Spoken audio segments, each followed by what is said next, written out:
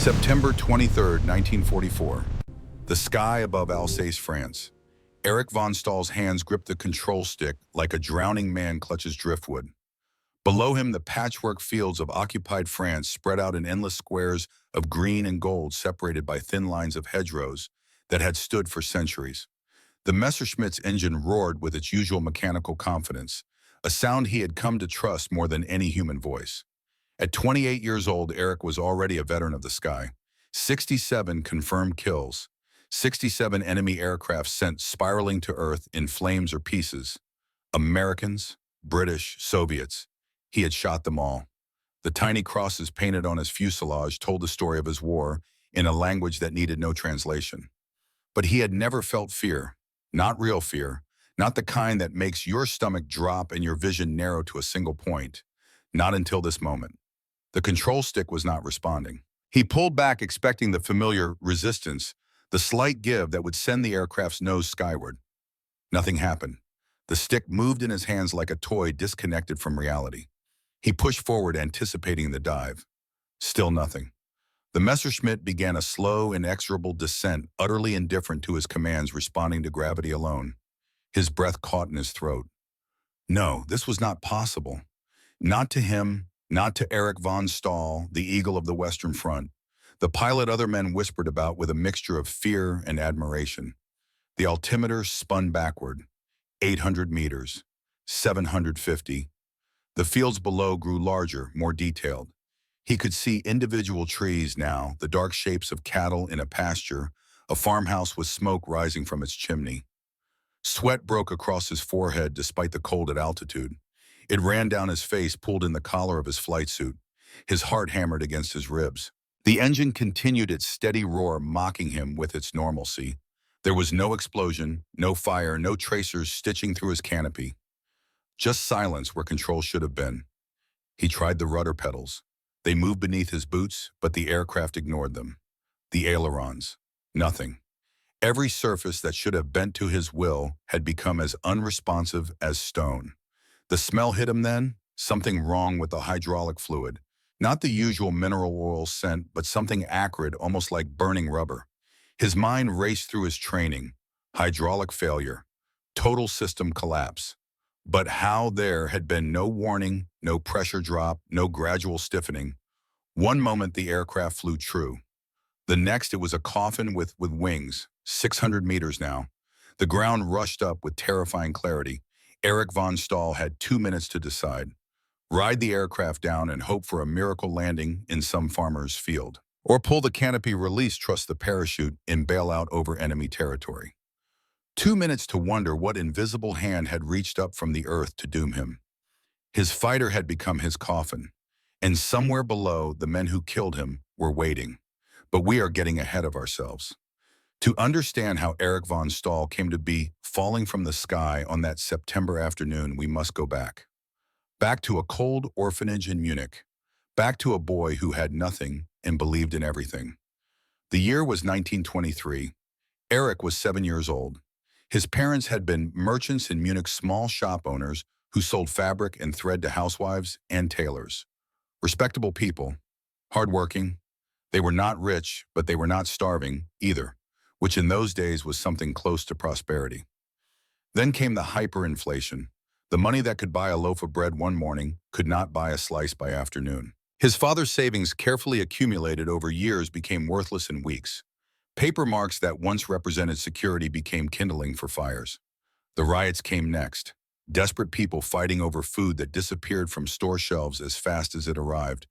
Erich remembered the sound of breaking glass, the screams, the press of bodies in the street outside their shop. His mother had pulled him behind the counter, held him tight, whispered that everything would be fine. It was not fine. The crowd surged. Someone pushed. People fell. In the chaos and panic, oyus became weapons. Bodies became obstacles. His parents were trampled beneath the mob, crushed by the weight of desperate humanity fighting over loaves of bread they would not live to eat. Erich watched from behind the counter. 7 years old, unable to look away. The state orphanage took him 3 days later. A gray building with gray walls and gray food and gray faces. He remembered being cold. Always cold. The thin soup they served twice daily, the hard bread, the way no one smiled, the way the other boys looked at him with eyes that had already seen too much. For 10 years, Erich von Stahl learned what it meant to be forgotten, to be a number in a ledger, to be nobody's son. Then in 1933, everything changed. The recruiters came to the orphanage wearing crisp uniforms and bright smiles. They spoke of a new Germany, a strong Germany, a Germany where boys like Erich would never be cold or hungry again. They called their organization the Hitler Youth. Erich was 17, old enough to understand hope when it was offered, young enough to believe it without question. The first meeting was held in a warm hall with a fire burning in the hearth. Real heat, the kind that soaked into your bones and made you remember what comfort felt like. And there was food. Not orphanage gruel, but thick stew with actual chunks of meat floating in rich brown gravy, bread that was soft and fresh, butter, real butter, yellow and creamy. Erich ate like a starving animal. The other boys did the same, and when their bellies were full, for the first time in memory, the youth leader stood before them and spoke. His name was Klaus. He was 22. He looked at Erich and the other orphan boys not with pity, but with something that felt dangerously close to love. "You see what the Führer provides," Klaus said. His voice was warm, confident. "You boys were forgotten by the Weimar Republic, left to freeze and starve while politicians argued and bankers grew fat. But the Führer sees you. He values you. You are the future of Germany. You are what will make us strong again." Erich felt something break open in his chest, a warmth that had nothing to do with the fire. Someone valued him.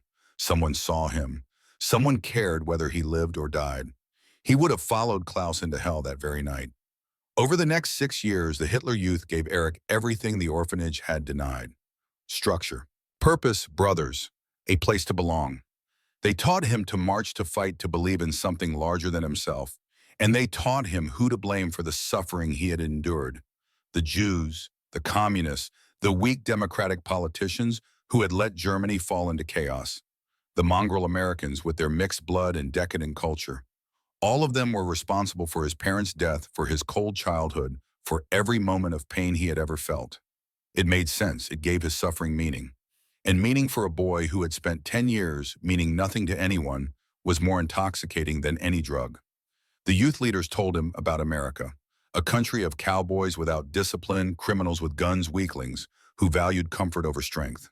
American soldiers, they said, were poorly trained and cowardly. American food was tasteless garbage for tasteless people. American values were lies covering greed and imperialism. Erich believed every word. Why would they lie to him? They had fed him when he was hungry, warmed him when he was cold, given him purpose when he had none. In 1939, at 23, Erich joined the Luftwaffe. Flying was the one thing that made sense to him, the one place where he felt truly free. In the cockpit of a fighter 30,000 feet above the earth, he was no longer an orphan or a number or a forgotten boy. He was master of his fate, captain of a machine that bent to his will. His first kill came in 1940, a British Spitfire over the English Channel.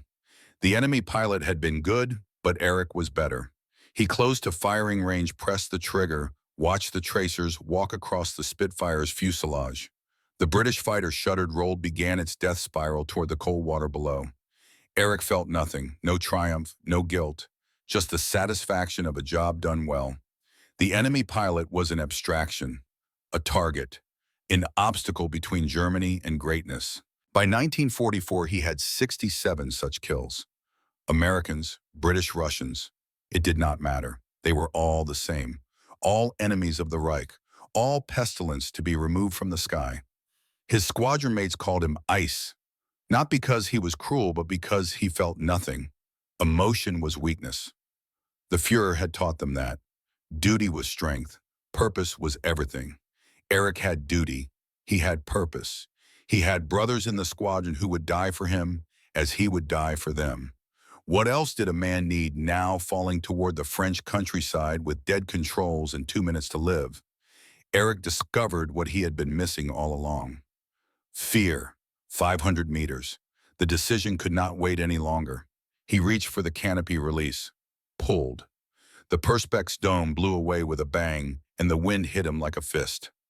Sound exploded into the cockpit, a roar of air that tore at his flight suit and helmet. He unclipped his harness, pushed himself up against the hurricane force of slipstream, felt the aircraft lurch beneath him as it continued its steady glide toward Earth. For one moment, Erich von Stahl hung in space. Below him, his fighter, the machine that had been his home and weapon for 4 years. Above him, empty sky. Around him, the wind. He pushed away from the aircraft and fell. The parachute opened with a bone-jarring jerk that drove the air from his lungs. Sudden silence. The wind was still there, but muted now, a whisper instead of a scream. His fighter continued down without him, graceful as a dying bird, until it disappeared behind a line of trees. He had perhaps 2 minutes before he reached the ground. 2 minutes to think about what came next. Capture, interrogation, prison camp, or execution. The propaganda films had shown what Americans did to capture German pilots. Torture, starvation, murder. Erich von Stahl fell toward his fate and wondered if he should have stayed with the aircraft. He landed hard in a vineyard. The impact drove him to his knees, his ankle twisting painfully beneath him. The parachute dragged him forward through rows of grapevines, the silk tangling in the wooden stakes and wire supports. The smell of crushed grapes filled his nose, rich and sweet. Good earth. Warm September sun on his face. He struggled to free himself from the harness. His ankles screamed with each movement. Brained, possibly broken. He would not be running anywhere. The sound of an engine made him freeze. An American Jeep bouncing along the dirt track between vineyard rows. It stopped 20 meters away. 2 soldiers jumped out, rifles raised. Erich raised his hands. He had no weapon, no strength to fight, no means of escape. This was the end. The soldiers approached carefully. Both were young. One could not have been more than 19, his face still smooth with youth. The other was perhaps 25 with corporal stripes on his sleeve. Both were chewing something. Gum, Erich realized. American soldiers and their endless gum chewing. The young one spoke first. "You okay, buddy?" "That ankle looks bad." Erich blinked. The soldier's tone was almost friendly, concerned. This was not what the propaganda had prepared him for. The corporal lowered his rifle slightly. He pulled a canteen from his belt, offered it to Erich. "Water." Erich stared at the canteen. Was it a trick? A test? He shook his head, suspecting poison or some American treachery. The corporal shrugged. "Suit yourself. Let's get you patched up." They lifted him to his feet, one on each side supporting his weight. His ankle could not bear him. They half carried, half dragged him to the Jeep.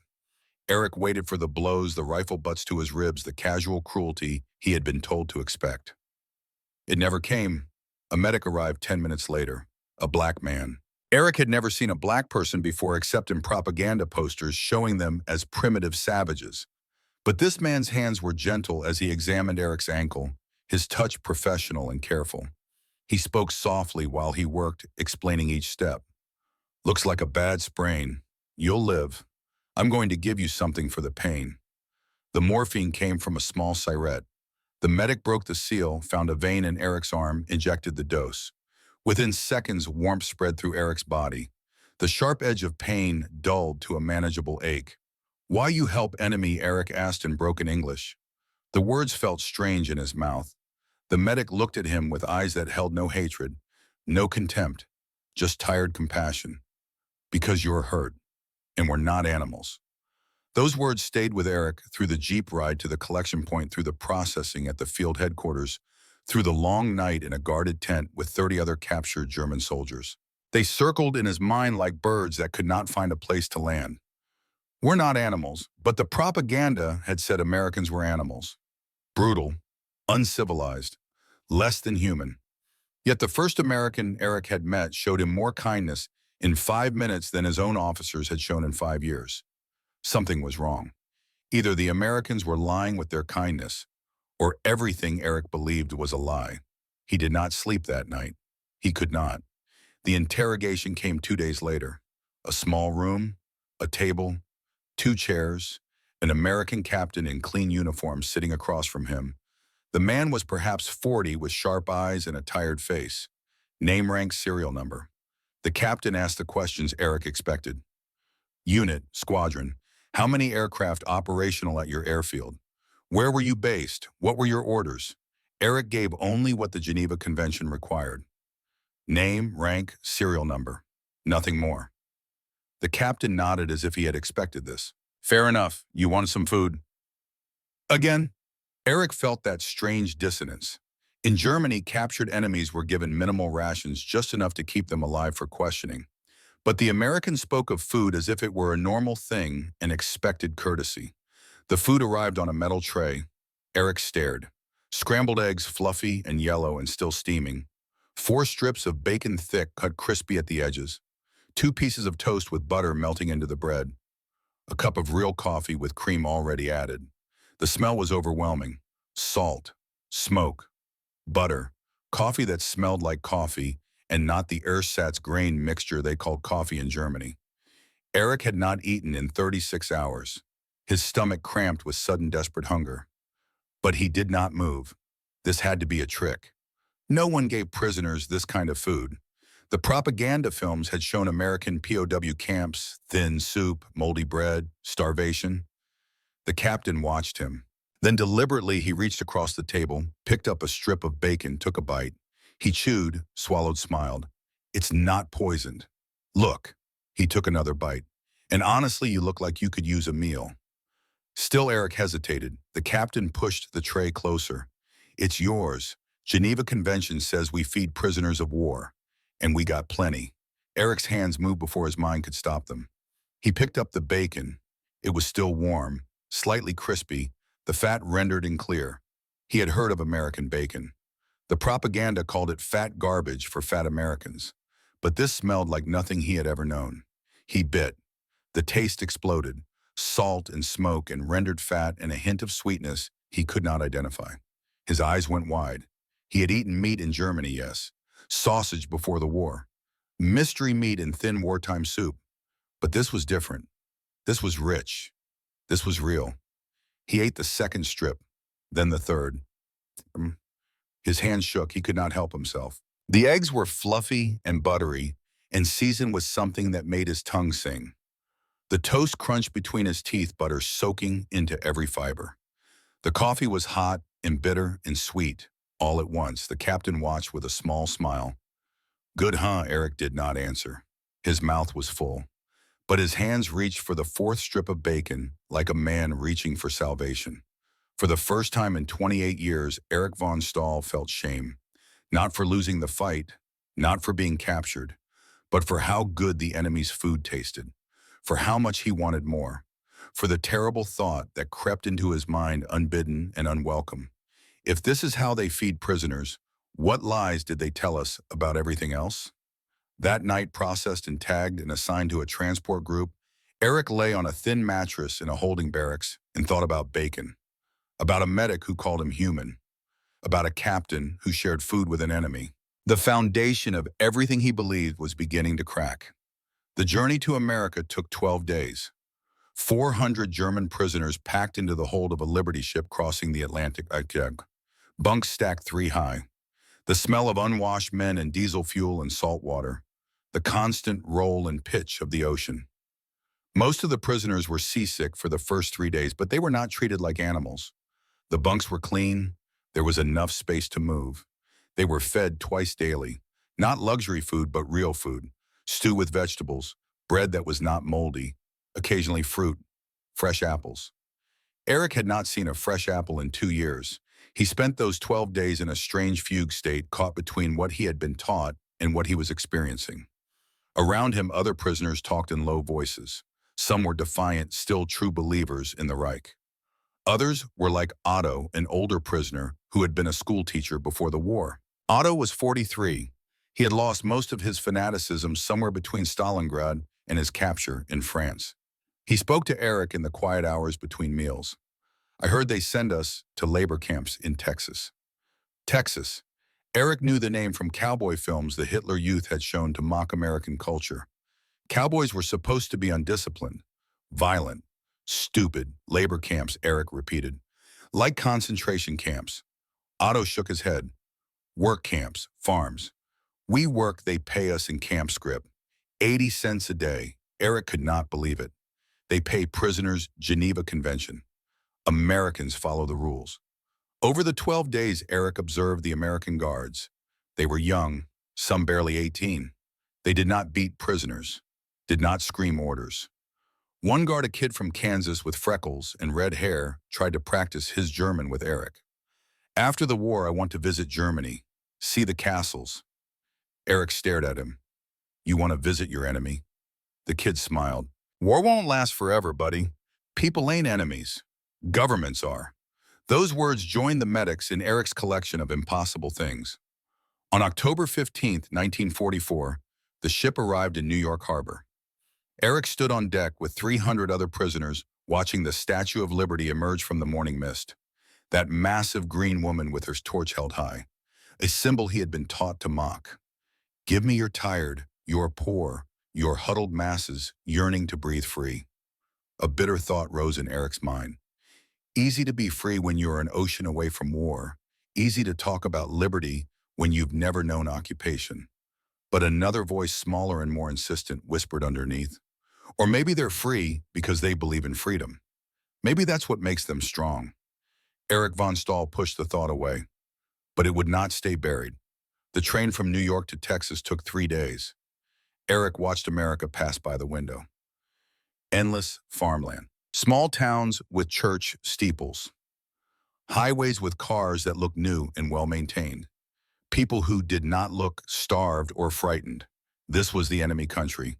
This was the nation he had been fighting. But it looked nothing like the wasteland propaganda had promised. On October 20th, the train arrived at Fort Sam Houston, just outside San Antonio, Texas. The POW camp was not what Eric expected. There were barracks, yes. Wire fences, yes. Guard towers, yes. But the barracks were clean wooden structures with real windows. The fence was chain-link, not electrified. The guards carried rifles but seemed relaxed, some of them smoking and laughing among themselves. Where were the torture chambers, the brutal overseers, the systematic cruelty? The processing took 2 hours. Name, rank, serial number again. Medical examination, assignment to work details. The camp commander, a colonel with gray hair and tired eyes, addressed the new arrivals in careful German. You will work on local ranches and farms. 8 hours daily, 6 days per week, paid 80 cents per day in camp script. Sundays off. Eric's mind struggled to process this. You let us have Sundays off? The colonel's expression did not change. Geneva Convention? And honestly, the ranchers like you boys. Germans are hard workers. There was no malice in his voice. No contempt. Just a simple statement of fact. Eric was assigned to a work detail supervised by Sergeant Thomas McBride. Tommy, the other prisoners called him. A weathered man of 45 with a face carved by sun and wind. He wore a cowboy hat like something from the films Eric had mocked. His Texas accent was so thick Eric could barely understand him. All right, boys, Tommy said to the 20 Germans in Eric's detail. We're heading to the Rodriguez Ranch tomorrow. You'll be mending fences, feeding cattle. Work hard, we all get along fine. Otto whispered to Eric in German. He lost his son to us, June Normandy. German artillery. Eric felt something twist in his chest. This man who had every reason to hate was speaking to them without venom, without visible grief or rage. Later, as they were dismissed to their barracks, Tommy called out, One more thing, boys, just so you know, I understand some German. My grandpa was from Heidelberg. He was looking directly at Eric when he said it. That night, lying in his bunk in the Texas barracks, Eric von Stahl stared at the ceiling and listened to the breathing of sleeping men around him. Outside, somewhere in the darkness, cicadas sang their endless song. The air smelled of dust and heat and something green he could not name. He had been in America for 1 week, in Texas for 6 hours, and already everything he thought he knew was crumbling. American bacon tasted better than German sausage. American doctors treated enemy wounded with gentleness. American guards followed rules even when no one was watching. And this American sergeant, whose son had been killed by German artillery, spoke to prisoners without hatred. What else were they lying about? Eric pulled out a scrap of paper he had been given for writing letters home. He would not send this letter. Could not. But he needed to write the words before they consumed him from inside. To whoever finds this, he wrote in careful German script. I am Hauptmann Erich von Stahl. I have killed 67 men. I believed I was serving greatness. But today, an American whose son I may have helped kill showed me something I do not understand. Mercy. professionalism, humanity. I don't understand this country. Everything they told us was lies, or everything I believed was lies. I do not know which is more terrifying. What am I if my purpose was built on falsehood? He folded the letter carefully, slid it between his mattress and the wooden slats of his bunk. Tomorrow he would meet the rancher family. Tomorrow he would begin work. Tomorrow he would continue this strange journey into a country that was supposed to be his enemy, but treated him better than his own nation ever had. Tomorrow, though he did not know it yet, Eric von Stahl would taste Texas barbecue, and he would weep. But that is a story for another time. For now, as the first night in Texas settled over Fort Sam Houston, POW camp, Eric closed his eyes and tried to sleep. His dreams when they came were confused and troubling. Images of bacon and blood, of his mother's face in the crowd, of a black medic's gentle hands, of a cowboy sergeant with eyes that had seen his son die, but somehow found room for something other than hate. The foundation was cracking. Soon it would shatter completely. And from the ruins, something new would grow. Something Eric von Stahl could not yet imagine. Something called hope. October 21st, 1944. Dawn came to Texas the way it had come for 1,000 years. Slow and golden and impossibly vast. Eric von Stahl woke to the sound of a rooster crowing somewhere beyond the barracks walls. For a moment, caught in that space between sleep and waking, he thought he was back in Germany. Then he opened his eyes and saw the wooden ceiling of the POW barracks, felt the Texas heat already building, despite the early hour, and remembered where he was. A prisoner in enemy territory, alive when he should be dead, confused when he had once been certain. The work detail assembled after breakfast. 20 German prisoners, all former Luftwaffe or Wehrmacht, standing in loose formation, while Sergeant Tommy McBride checked their names against a clipboard. The morning sun caught the brim of his cowboy hat, casting his weathered face half in shadow. "Today we head out to the Rodriguez Ranch," Tommy said. His Texas drawl turned simple words into something that sounded almost like music. 40 miles south. You'll be doing fence work mostly, mending wire, replacing posts. Some of you will help with winding the cattle. It's honest work, hard work. But Miguel feeds his workers well. A truck arrived. Canvas-covered bed wooden benches along the sides. The prisoners climbed in. Eric sat near the back, watching Texas roll past as they drove. The land was different from anything he had known. Flat in places, then suddenly rolling with gentle hills. Mesquite trees twisted and tough-looking. Endless sky, the color of faded denim. The Rodriguez Ranch appeared after an hour of driving. 500 acres of cattle land, Tommy had said. The main house was white adobe with a red tile roof. Corrals and barns spread out around it. In the distance, Eric could see cattle grazing dark shapes against the pale grass. Miguel Rodriguez was waiting when they arrived. A man in his 50s with sun-darkened skin and kind eyes. He shook Tommy's hand, then turned to look at the prisoners with an expression Eric could not read. Not hatred, not fear. Something closer to curiosity. "They work hard?" Miguel asked Tommy. "Or they give me trouble?" "They'll work hard," Tommy said. "Germans are good workers. Just treat them fair." Miguel nodded. "In my house, everyone who works eats. That's the rule." The fence line needed work. Posts had rotted, wire had rusted and broken in places. The prisoners were divided into teams. Eric found himself working alongside Otto and two younger Germans, stretching new wire between posts that Tommy had already set in concrete the week before. The work was hard, physical in a way flying had never been. Eric's hands used to control sticks and throttle levers, learned the feel of wire cutters and fence stretchers. His back, used to the confines of a cockpit, learned to bend and lift and strain. Sweat soaked through his shirt within the first hour. The Texas sun beat down without mercy. But there was something honest about it, something real. In the cockpit, he had killed men he never saw up close, never spoke to, never understood as human. Here, repairing a fence that would hold cattle, that would feed families, he was building something instead of destroying. Around 11:30, Tommy called for a break. Eric straightened his back, protesting. His hands were raw from the wire. His shoulders ached. But it was a good ache, a clean ache. Then he saw the tables. Long wooden tables had been set up under a cluster of massive oak trees. The shade was deep and cool. And coming from the main house, carried by Miguel's wife and daughters, was food. Eric stopped walking, just stopped in the middle of the field and stared. He had expected bread and water, maybe thin soup, the same minimal rations prisoners received everywhere. But what Rosa Rodriguez and her daughters brought looked like a feast. On the tables, they laid out platters and bowls. The smell reached Eric before he could see what it was. Smoke, meat, something sweet and tangy. His stomach cramped with sudden, desperate hunger. Come, come, Rosa called. She was a round woman with a wide smile. Sit, you work, you eat. This is Texas. Eric approached slowly like a man approaching something he did not quite trust. The other prisoners were already gathering their faces, showing the same disbelief Eric felt. On the platters lay beef brisket. Eric knew the word only because someone whispered it in German. The meat was dark on the outside, a crust that looked almost black. But when Rosa began slicing it, the inside was tender and pink and so soft it fell apart under the knife. 14 hours on the smoker, Miguel said proudly. Oak and mesquite, my father's recipe. There were beans, pinto beans cooked with bacon and onions, and something that made Eric's eyes water when he breathed the steam.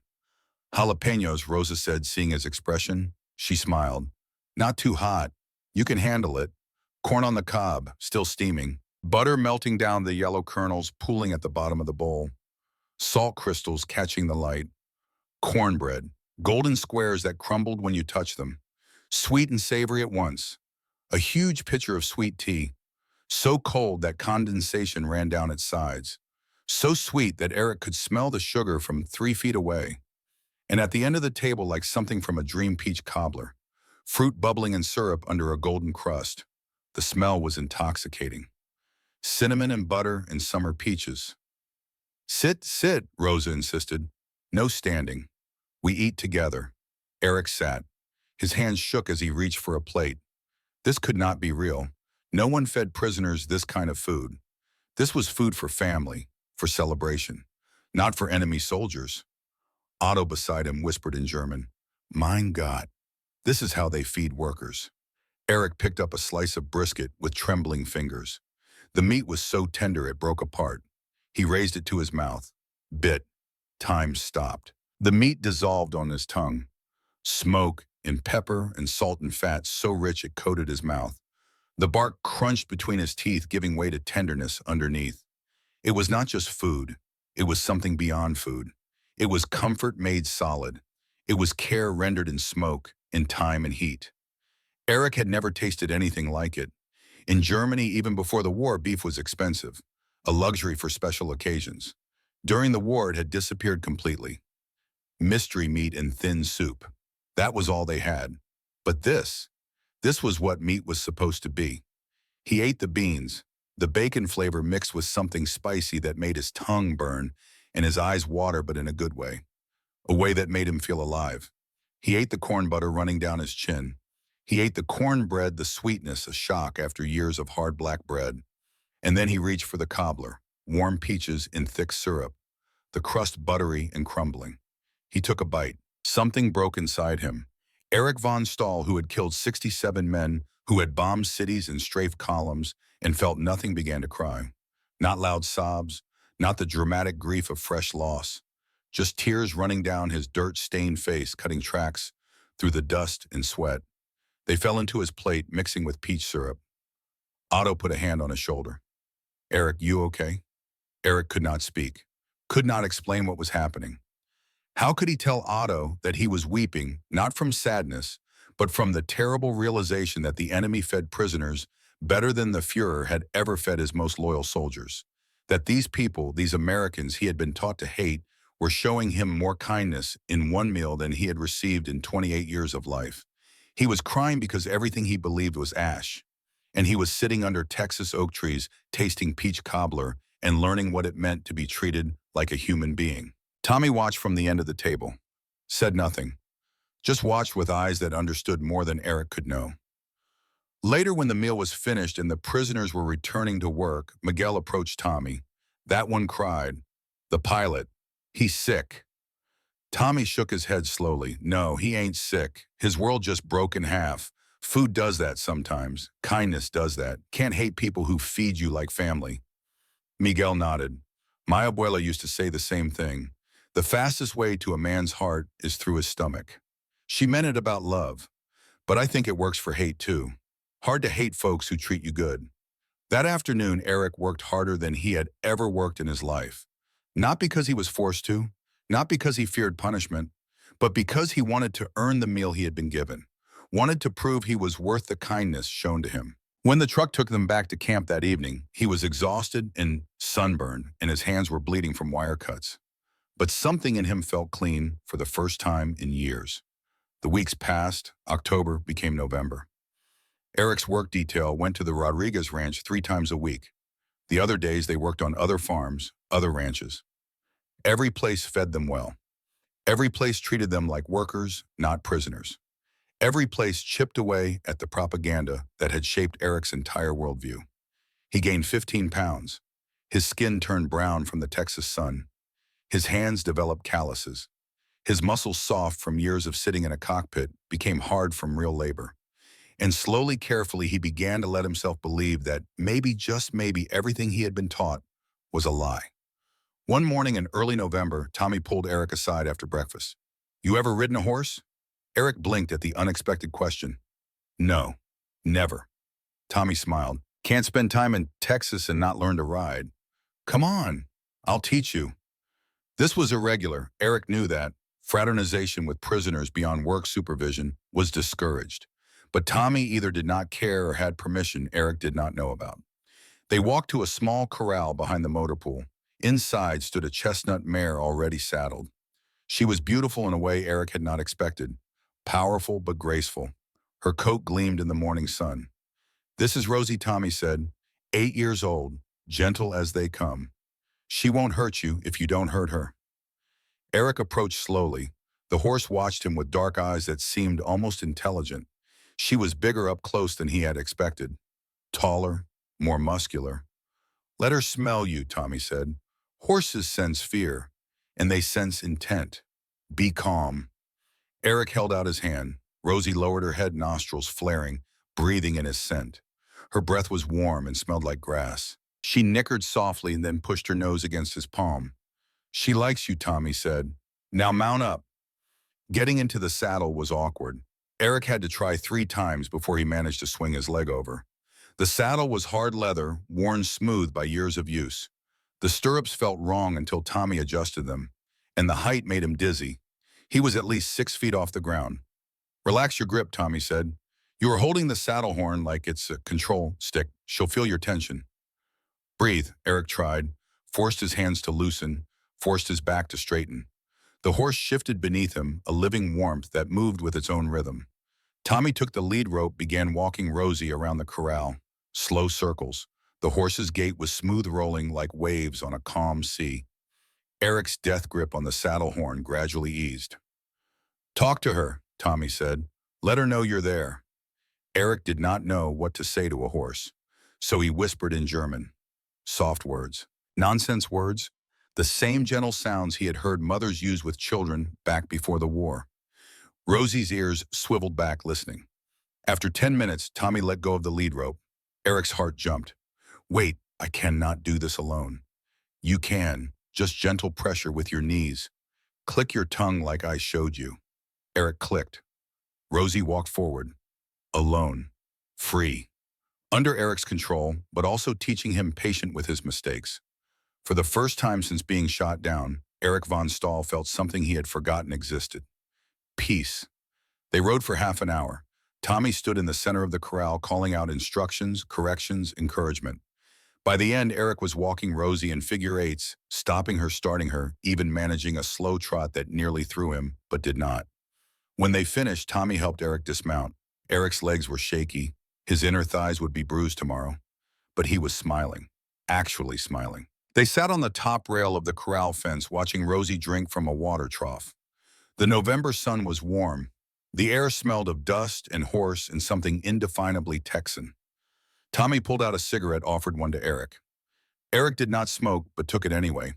They lit up, exhaled smoke into the clear air. "My boy James loved horses," Tommy said quietly. His voice had changed, gone deeper, sadder. He was going to take over the ranch after the war, had his whole life planned. He'd work the horses. Maybe breed quarter horses. Good Texas stock. Eric said nothing, just listened. Then Normandy happened. Tommy continued. German artillery, June 7th, day after D-Day. He lasted about 10 minutes on French soil before a shell landed on his position. Direct hit. They couldn't even find enough to send home for burial.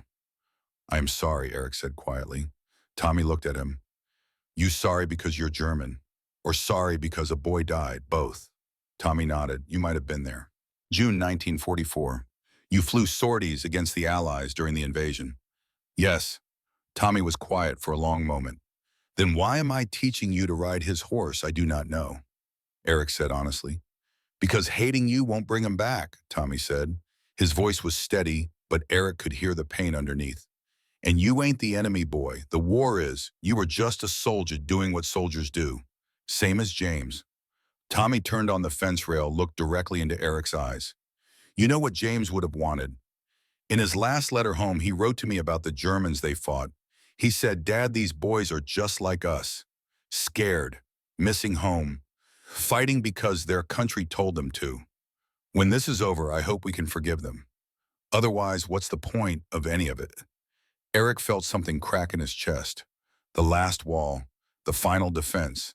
I killed for nothing, he said. His voice broke. I believed in nothing. I am nothing. The tears came then, years of indoctrination, years of killing, years of believing lies all crashing down at once. He sobbed like a child, shoulders shaking, unable to stop. Tommy's hand landed on his shoulder. Heavy, warm, steady, no sun. You were something they made you, an orphan boy they filled with hate and purpose because you were empty and desperate. But that ain't your fault. You were a kid who wanted to belong. They took that need and weaponized it. Tommy's grip tightened. Now you get to choose what you become. That's the gift, not the bacon or the brisket or learning to ride. The gift is the choice. You can go back to being what they made you, or you can become something new.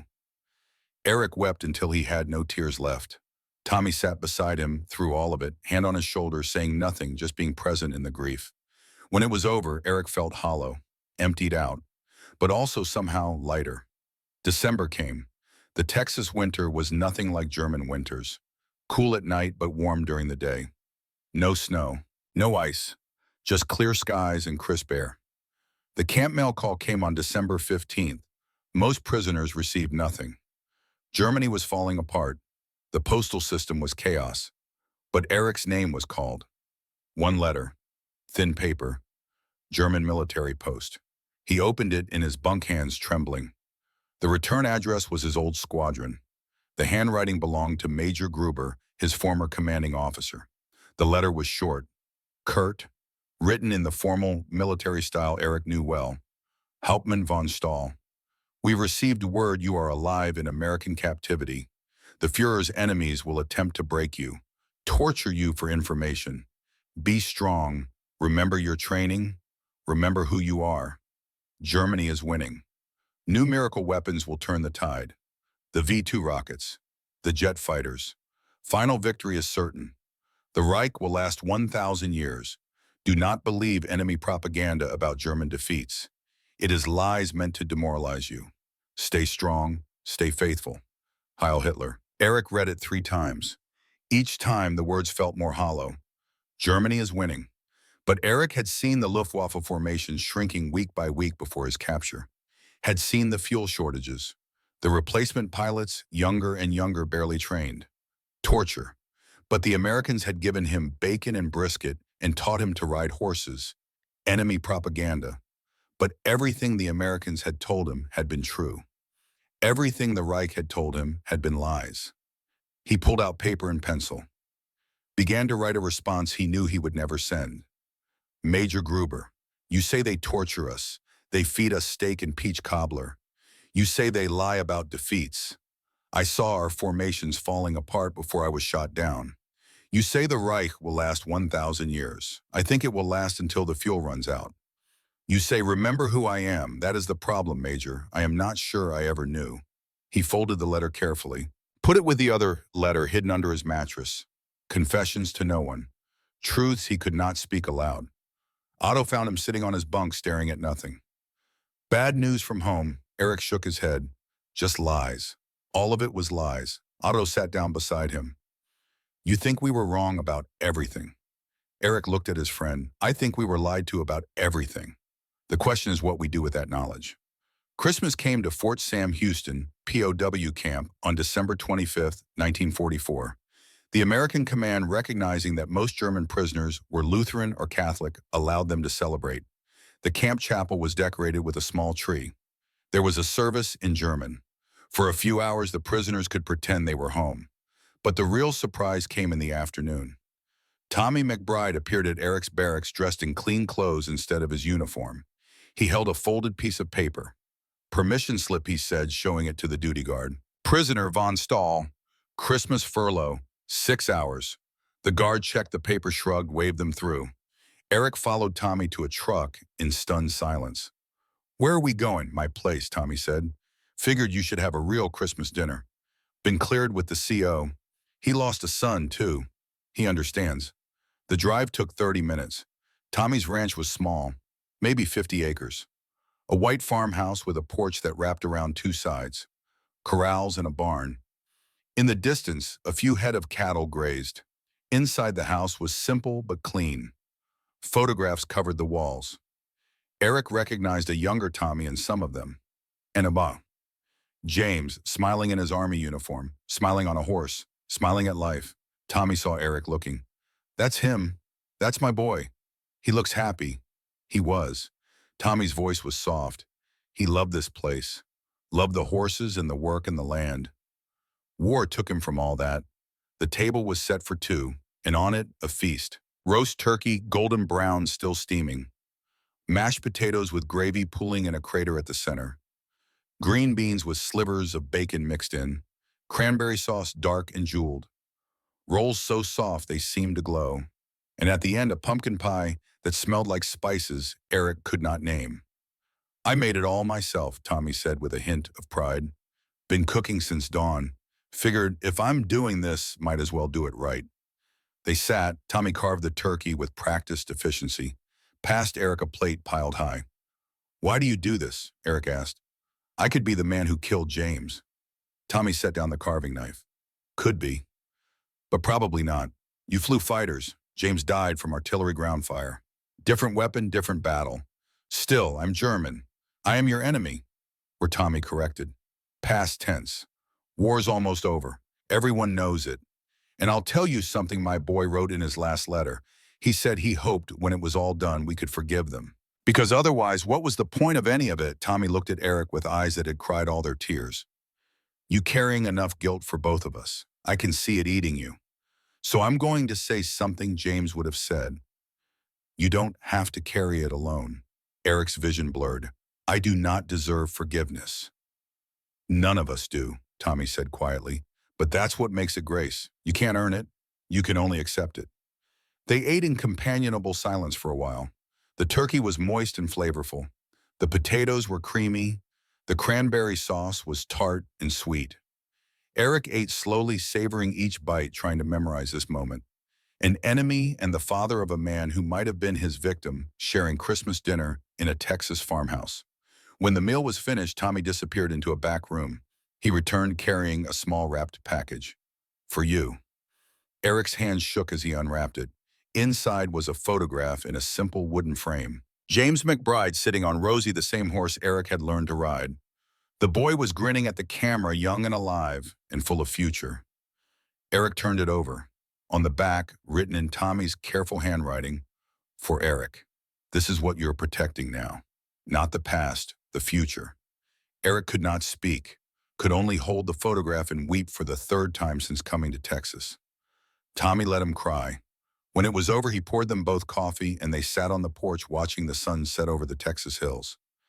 If I ever get home, Eric said quietly, I will tell them the truth. About America, about what you did for prisoners, about how kindness defeated hate. Tommy smiled. That's all any of us can do. Tell the truth.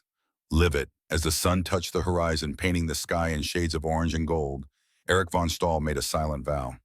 He would survive this war. He would return to Germany. And he would spend the rest of his life making sure people knew that the enemy had been more human than the Fuhrer ever was. The weeks became months. Winter turned toward spring. Eric worked at the Rodriguez Ranch and learned English and wrote letters he never sent.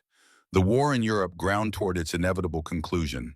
Then in March of 1945, everything changed again. A new group of POWs arrived at Fort Sam Houston, 50 men, mostly Luftwaffe pilots captured in recent weeks. Among them, a face Eric recognized, Heinrich Schmidt, his former wingman. They saw each other across the compound and ran toward each other like brothers. Embraced, spoke in rapid German. "Eric, you are alive. I thought you were dead." "What happened to you?" Eric asked. "Same as you. Controls froze mid-flight, could not maneuver, crashed in a field near Stuttgart." He shook his head, still baffled. "I do not understand it. One moment everything normal. Next moment hydraulics completely dead." Over the next few days, Eric talked to other newly arrived pilots. The same story repeated. Hydraulic failure. Mid-flight, no warning, too consistent to be mechanical failure. Too widespread to be coincidence. Eric sought out one of the American mechanics who worked on captured German aircraft. A corporal from Ohio who liked to talk. "The hydraulic failures," Eric said. "In German fighters, you have seen them?" The corporal looked around, then lowered his voice. "Yeah. Off the record, we've seen it. Hydraulic fluid turns to jelly, some kind of silicon compound. Chemical weapon." Eric's blood went cold. "Chemical weapon, like gas." The corporal shook his head. "Nah. Sabotage. Silent killer.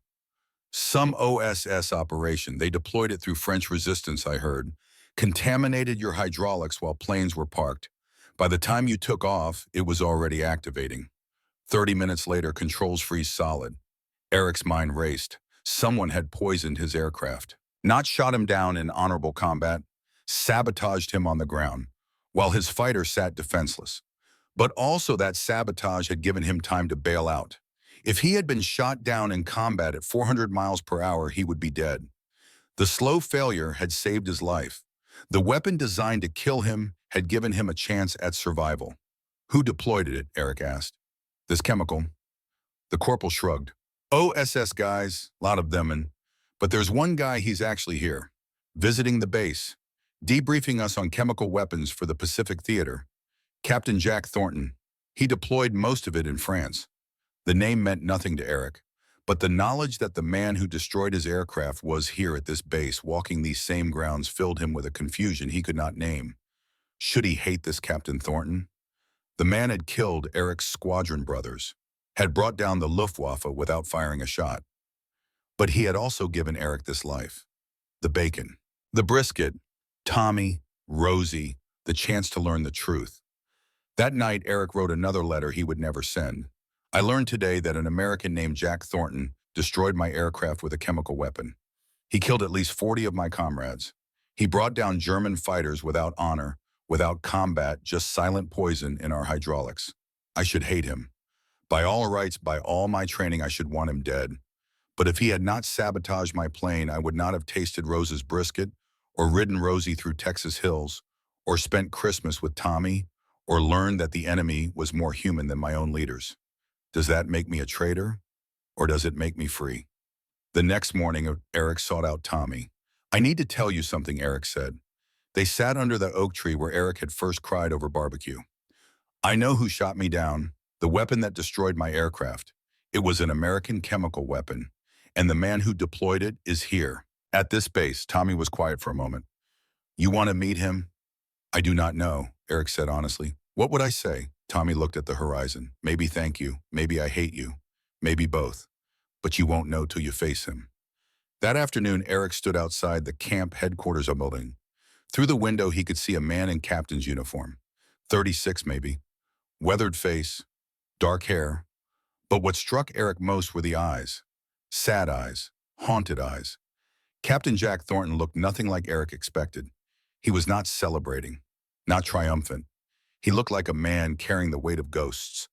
Eric watched him through the glass and whispered to himself in German, "He is not a monster. He is just a man, like me." Tomorrow they would meet, enemy and enemy, killer and survivor. The man who destroyed Eric's aircraft and the man whose life was saved by that destruction. Tomorrow, Eric would have to decide. Revenge or forgiveness, hatred or understanding, the past or the future.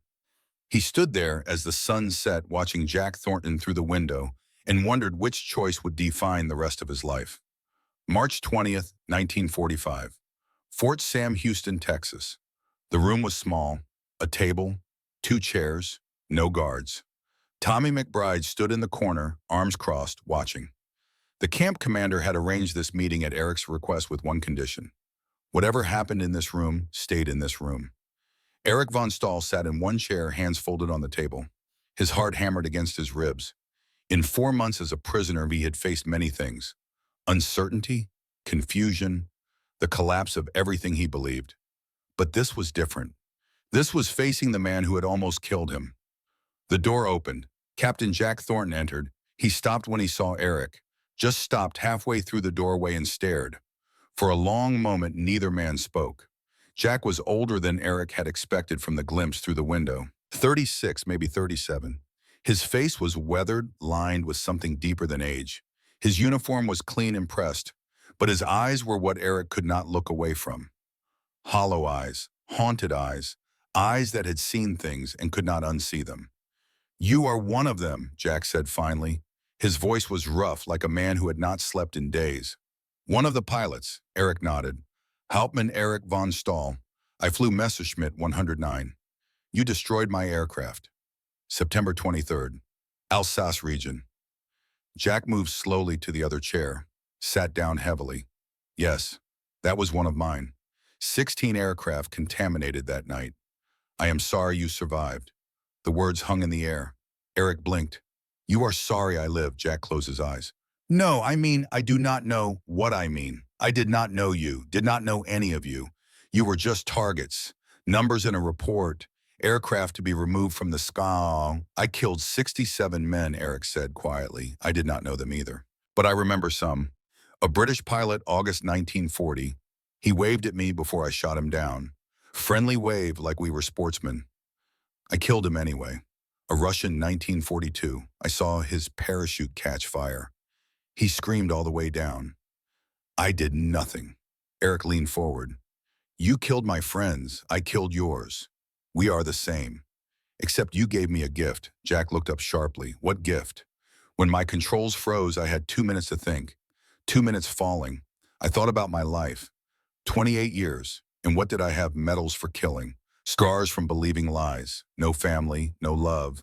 Just duty to a Fuhrer who never cared if I lived or died." Eric's voice grew stronger. "Then I landed here, and Americans fed me bacon. A Mexican-American family gave me brisket. A Texas cowboy whose son I maybe killed taught me to ride horses. For the first time, I felt like a human. Not a soldier, not a weapon. Human." He met Jack's eyes. "Your chemical weapon did not kill me, Captain Thornton. It saved me from a life of killing, from dying for lies. You gave me a chance to learn the truth about America, about kindness, about forgiveness." Jack's face crumpled. His shoulders began to shake. When he spoke, his voice was barely a whisper. "I lost my wife, Anna. She was Jewish. Germans killed her in Ravensbrück concentration camp. She tried to save children, got caught by the Gestapo, died believing in humanity even after everything they did to her." A tear ran down Jack's cheek. "I wanted revenge. I wanted you all dead. Every Nazi, every German.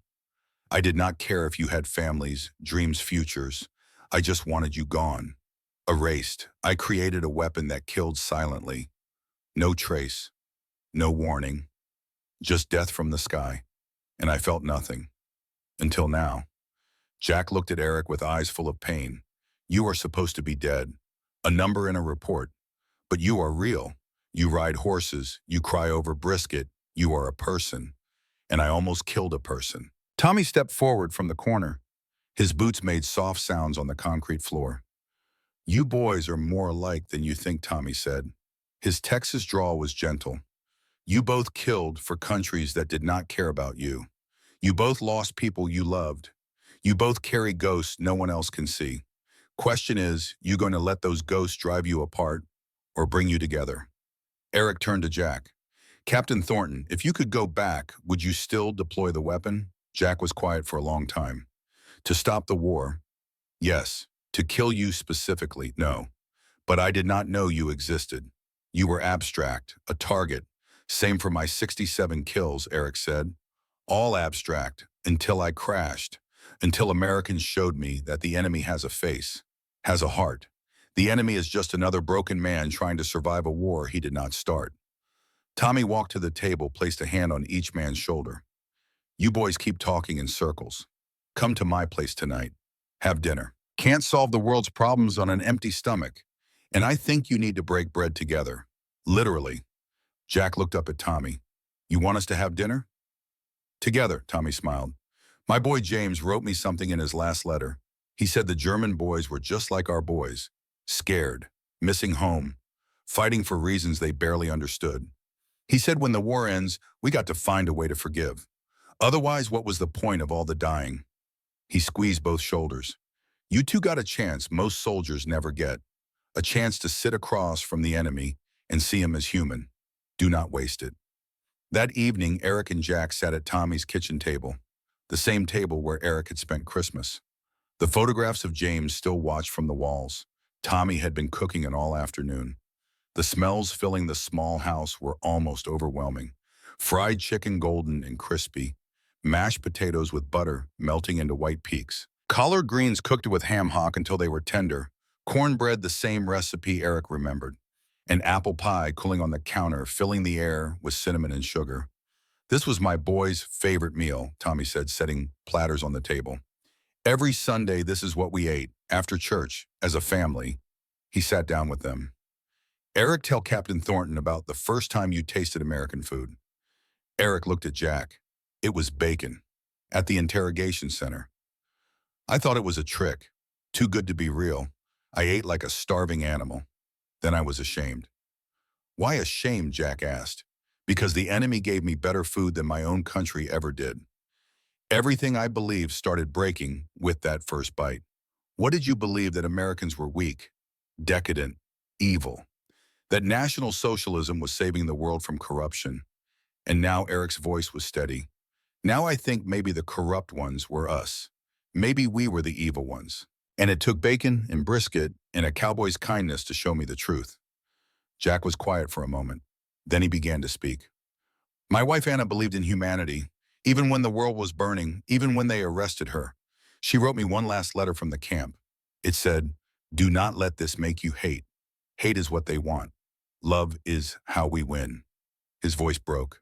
I made LQ7 not to save America, but to kill as many Germans as possible without risking American lives. Efficient, clean, silent murder. I did not think about you having families, dreams, futures. I just wanted you dead. Jack looked at Eric. You should be dead by my hand, but you are sitting here eating chicken, talking about horses and brisket. And I realized Anna was right. Even in war, humanity survives, if we let it. Tommy passed the chicken. The three men filled their plates. For a while, they ate in silence. The food was simple but perfect. The chicken crunchy on the outside, juicy inside. The potatoes creamy and rich. The collard greens savory and tender. Eric thought about all the meals he had eaten since coming to Texas. Each one had been a small revelation. Each one had chipped away at the lies. But this meal, shared with the man who had destroyed his aircraft and the man whose son had died fighting Germany, this meal felt like communion. Jack broke the silence. When I was developing LQ7, I told myself it was necessary. That war demanded ugly solutions, that the ends justified the means. But sitting here looking at you, I realized I was just hiding behind philosophy. I wanted revenge. I wanted Germans to suffer the way Anna suffered. He set down his fork. I'm sorry for what I did, for what I wanted to do, for making a weapon designed to kill without honor or warning. You deserve better. All of them deserved better. Eric swallowed. I am sorry too, for the 67 men I killed, for serving a regime that murdered your wife, for believing in evil and calling it greatness. He stood slowly, extended his hand across the table. Captain Thornton, forgive you for killing my friends. They were fighting for an evil cause. You helped end that evil. I am grateful. Jack's hand shook as he reached out. Eric, I do not deserve forgiveness. Neither do I, Eric said. But Tommy taught me something. Grace is not earned. It is given. Their hands met, gripped. Then as if moved by the same impulse, both men stood and embraced. Two enemies, two killers, two broken men holding each other in a Texas kitchen while apple pie cooled and the ghost of James McBride watched from the walls. Tommy watched with tears streaming down his weathered face. This was what James would have wanted. This was what made the dying mean something. The war in Europe ended in May of 1945. Eric heard the news in the camp common room, listening to the radio with 200 other German prisoners. Some wept, some raged, some sat in stunned silence. Eric felt only relief. It was over. The killing was over. Germany had lost. The Reich that was supposed to last 1,000 years had lasted 12. He remained in Texas as a POW for 11 more months. The repatriation process was slow, complicated by the chaos in occupied Germany. But Eric did not mind. He worked at the Rodriguez Ranch, learned fluent English from Tommy, became friends with Jack, who visited weekly. They talked about everything: the war, their losses, their guilt, their hopes for whatever came next. Jack told Eric about Anna, about falling in love in Berlin before the war, about watching her choose courage over safety. Eric told Jack about the orphanage, about the Hitler Youth, about learning to kill before learning to live. They became brothers in a way that made no sense to anyone who had not walked their path. In April of 1946, Eric's name appeared on the repatriation list. He would leave in 2 weeks. Tommy drove him to San Antonio to buy clothes for the journey. Eric had no money, but Tommy insisted. You cannot go home looking like a prisoner. You are going home as a man. They bought him a suit. Gray wool, simple but well made. A white shirt, a tie, good shoes. Eric looked at himself in the store mirror and barely recognized the man staring back. Tanned, healthy, 30 years old, but looking younger than he had at 28. The night before he left, Tommy, Jack, and Eric had one final meal at the ranch, brisket again. It seemed appropriate, the food that had broken Eric's world open. I do not know how to thank you, Eric said. His English was nearly perfect now, just a trace of accent remaining. You saved me, both of you, in different ways. You saved me. Tommy smiled. You saved yourself, son. We just showed you the way. Jack handed Eric an envelope. Inside were two things: a photograph of the three of them taken the week before, and a letter. Read it on the ship, Jack said. When you are alone. Eric hugged them both. Promised to write. Promised to visit if he could. Promised to never forget. The ship sailed from New York on April 23, 1946. Eric stood on deck, watching the Statue of Liberty fade into the morning mist.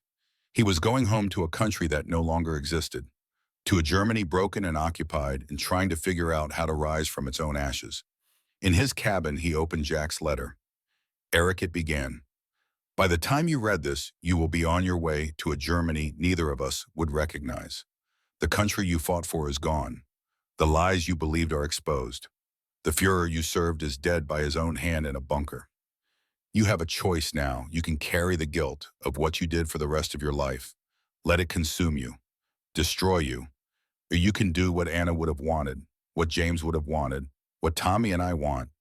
Take what you learned in Texas and build something better. Tell people the truth, not just about America, but about humanity, about how kindness can defeat hate, about how a meal shared can bridge any divide. You are going home with a gift, not bacon or brisket, but the knowledge that even enemies can become brothers, that even the deepest wounds can heal, that even in the darkest war, humanity survives. Carry that gift, share it, build a Germany that would make Anna proud, make James proud, make us proud. Your friend, Jack. Eric folded the letter carefully, put it in his jacket pocket next to his heart. Germany was worse than he imagined. Berlin was rubble. Cities were skeletal. People were starving. The occupation forces divided the country into zones.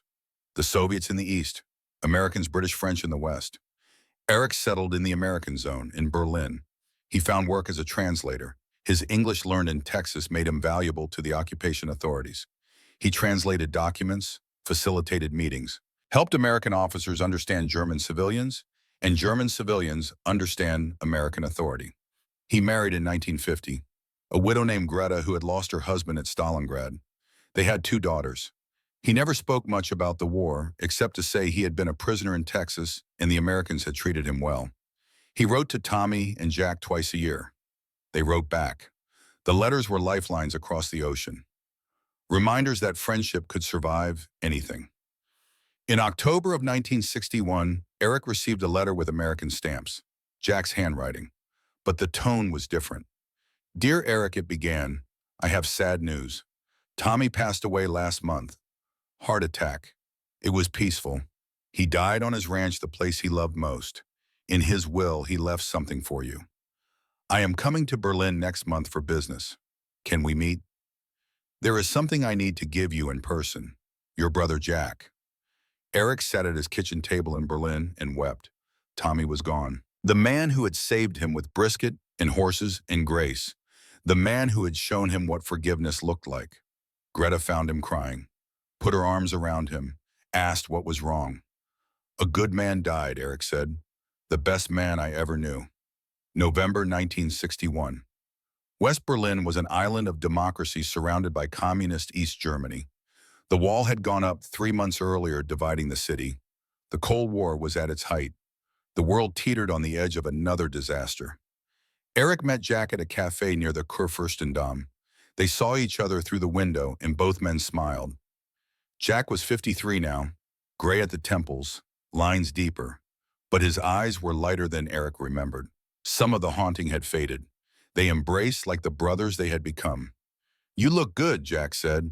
Life treating you well. I have a wife, 2 daughters, honest work. Eric smiled. Better than I deserve. They ordered coffee, real coffee, strong and black, and talked about everything and nothing. Jack told Eric about his work consulting for the government on chemical weapons treaties, trying to make sure no one ever created another LQ-7. Eric told Jack about his translation work, about helping rebuild Germany into something different, something better. After an hour, Jack reached into his briefcase, pulled out a package wrapped in brown paper. Tommy wanted you to have this. He was very specific. Inside was a leather folder. Eric opened it. A deed. 50 acres of Tommy's ranch transferred to Eric von Stahl. Legal, official, signed and notarized. There was also a letter in Tommy's careful handwriting. Eric, if you are reading this, I have passed on. Do not be sad. I lived a full life, and you were part of the best years.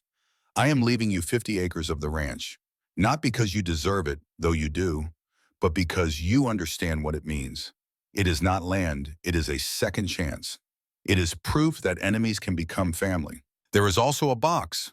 Open it when you are ready. Your friend and always, Tommy McBride. Eric's hand shook as he opened the small wooden box inside the package. Inside, wrapped in cloth, were cavalry spurs. Brass, aged and beautiful. On one spur, engraved carefully, were the words, James McBride, 1944. Eric could not speak, could not breathe. He held the spurs and felt the weight of Tommy's love. Tommy had given him his son's spurs, the most precious thing he owned. He loved you like a son, Jack said quietly. I hope you know that. I know, Eric whispered, and I loved him like the father I never had. They sat in the Berlin cafe, 2 former enemies, now brothers, mourning a man who had shown them both what grace looked like. Do you ever think about that day, Jack asked after a while, when I contaminated your plane? Every day, Eric said, it was the best thing that ever happened to me. I have spent 16 years trying to figure out if I did the right thing, Jack said. LQ-7 killed about 60 pilots, but it probably shortened the war, saved thousands of lives. Was it worth it? Eric looked at his friend. You did the right thing, but not for the reasons you think. What do you mean? You did not save thousands by killing us. You saved us by crashing us. Every pilot who survived and became a POW in America, we learned the truth. We went home and told people. Americans are not monsters. Democracy is not weakness. Freedom is not decadence. Eric leaned forward. I have spent 15 years teaching Germans about America, about the values I learned eating brisket and riding horses and spending Christmas with a cowboy who had every reason to hate me but chose love instead. Your weapon did not win the war, Jack. Your values did. Jack stared at him, then began to laugh. A deep, genuine laugh that turned heads in the cafe. I never thought of it that way. I just wanted to kill Nazis. You did, Eric said, smiling. You killed the Nazi in me, not with bullets, with bacon. Both men laughed then. Deep, healing laughter that came from a place beyond words. Eric von Stahl returned to Texas in 1965. He brought Greta and their daughters. They visited Tommy's grave in the small cemetery outside San Antonio. Eric placed flowers, stood for a long time in silence. He worked the 50 acres Tommy had left him for 30 years. Visited twice a year, staying for months at a time. His daughters grew up knowing about Tommy and Jack and the ranch, about how their father had been an enemy who became a son. Jack visited often. They worked the land together. Two old men who had tried to kill each other, now repairing fences and feeding cattle and watching Texas sunsets. Eric died in 2010. He was 94 years old. He died in San Antonio in the house he had built on Tommy's land. Jack held his hand at the end. "Tell Tommy I am coming," Eric whispered. "Tell him thank you." Jack wept. Eric's daughters wept. But they were not tears of despair. They were tears of gratitude for a life redeemed, for an enemy who became family, for bacon and brisket and a cowboy's grace. Eric was buried next to Tommy in the small cemetery. The headstone reads, Eric von Stahl, 1916 to 2010. Former enemy, forever friend. Jack lived until 1998. When he died, Eric's daughters spoke at his funeral. They told the story of two men who tried to kill each other and became brothers. Of a weapon that saved a life by destroying an aircraft. Of how kindness defeated hate. The 50 acres became a museum in 2012. The Reconciliation Ranch. It tells the story of three men, a German pilot, an American operative, a Texas cowboy, and how they proved that even the deepest hatreds can be healed. The main building holds photographs. Eric and Tommy on horseback, Eric and Jack at the Berlin Cafe, all three men at the ranch, arms around each other, smiling. There is a display case with James McBride's cavalry spurs, with a bottle of LQ7, the silent weapon that changed everything, with letters and documents and artifacts of a friendship that should have been impossible. But the most visited part of the museum is the kitchen. Tommy's kitchen preserved exactly as it was. The table where enemies became brothers. The stove where brisket was cooked. The counter where peach cobbler cooled. People come from all over the world to see it. Veterans, historians, families. They stand in that kitchen and try to imagine what it must have been like. To sit across from your enemy and see him as human. To share a meal and build a bridge across blood and hate. The guest book is filled with comments.